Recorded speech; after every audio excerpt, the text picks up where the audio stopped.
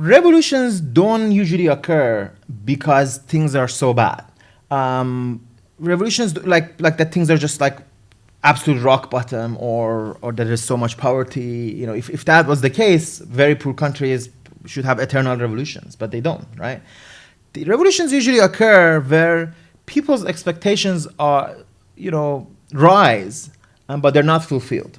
So that's, in my opinion, what best explains the Iran Revolution.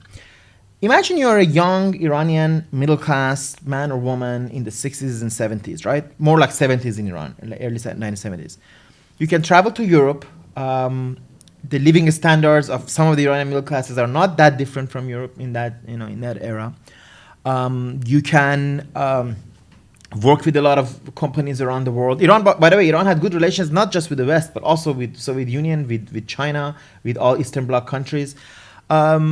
So you have really grown, right? A country, you have to remember, let me just tell you a very brief story of Iranian Prime Minister Amir Abbas Hoveyda, who was a prime minister for 12 years in this period, to portray this sort of new sense of Iranian confidence.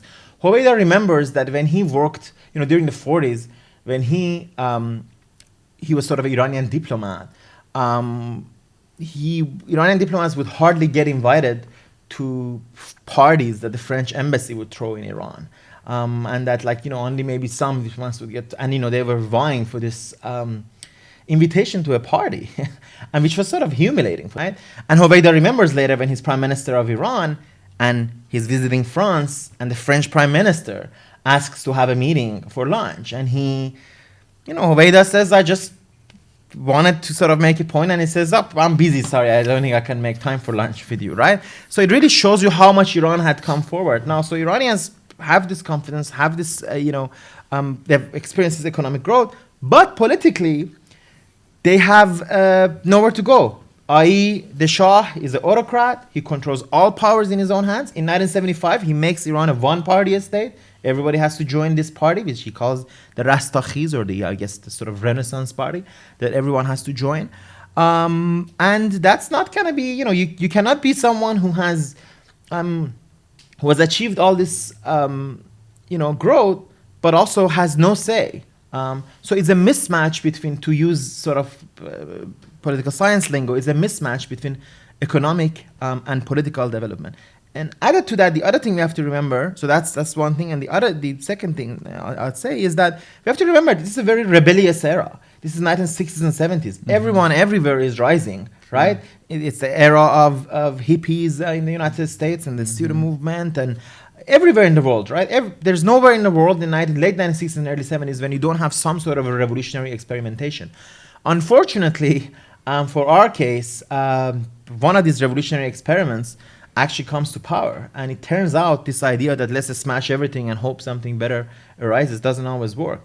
So how is it that out of that a theocratic conservative regime led by Ayatollah Khomeini comes to power?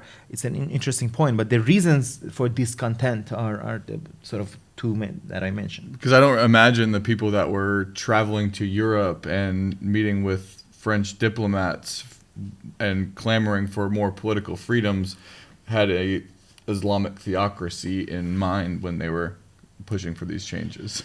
No, it's fascinating. No, they didn't, right? And Khomeini doesn't come to power clamoring for a theocracy in many ways either. Now, this is a contentious part of Iranian history. I was talking about it over dinner last night. Khomeini is, if you listen to Khomeini, it's very clear that he wants the Islamic theocracy. He says it, right? He says he wants the rule of Islam. Now, one advantage he has that no one really knows what it means. What is the Islamic Republic? It doesn't exist, right? Really, 1979, some historians compare it with the rule of Jean Calvin in 16th century in Geneva. That was the last time priests really ruled things. What is priestly rule? It's kind of inconceivable for many. So what happens is that, that's not the direction, right? What the direction of different political movements in Iran is, yes, it's anti-Westernism, but not in the direction of theocracy. It's anti-Westernism just the way it was in the socialist movements around the world. The idea is that Iran should not be so close to the United States, and thus also it should have more political freedoms.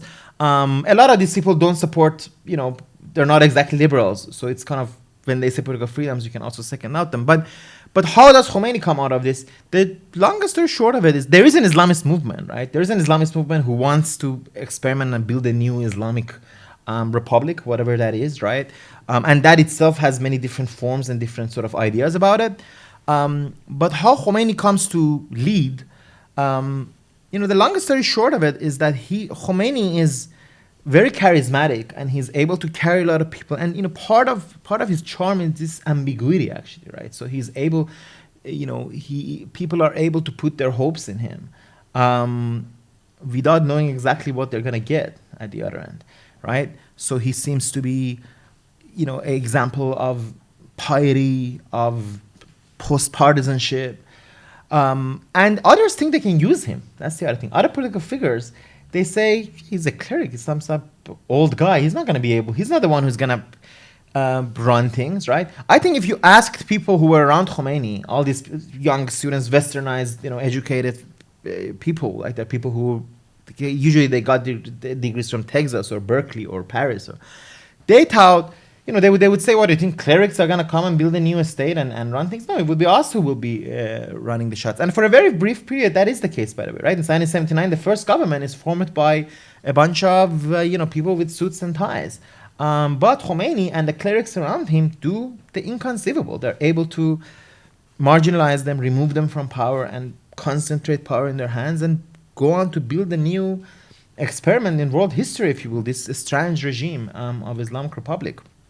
That's how. Yeah, it strikes me, and I'd be interested in your take on this, but I think we've seen this in other places around the world. Is like when there's a power vacuum, and on one side you might have a conglomeration of quote unquote liberal forces who some people want more press freedom and some people want political parties, and it's not as organized, often younger and revolutionary, whereas you have forces of the church that already have kind of this hierarchical society where you have the leadership and you have clergy and you have all the way down to like individual churches where you kind of already have like almost a government in waiting. So in a power vacuum, they're going to have an advantage when people are vying to take over leadership. I wonder if you think that's true. That's really what happened with Iran. Now, this is the point of a power vacuum, right? History is contingent. There is a political vacuum, different people walk in, they end up determining the kind of political order, right? If you think about it, like the American Revolution, right, these forces that are, the founding fathers, end up writing Articles of Confederation. That doesn't quite work out. Then they end up writing the Constitution. It's a very small number of people devise this form of government that then rules over lives for a very long time, right? Now, if they happen to not been into democracy, things would have gone so different. Actually, even if you look at the struggles of early American Republic, if Alexander Hamilton had got his way, perhaps the United States could have become a monarchy, and God knows, what we'll be talking about today, right? So the same in Iran, a very small number of people are able to win the political battle, and battle in politics is won in contingent way. You know what I mean? When I say contingent way for the listeners, I mean that it wasn't predetermined. It's not sort of some grand structural reason. It's just these are the guys who are able to win politically, and you win politically not with arguments, right? You win by being better politically organized. Now, what you said is absolutely true.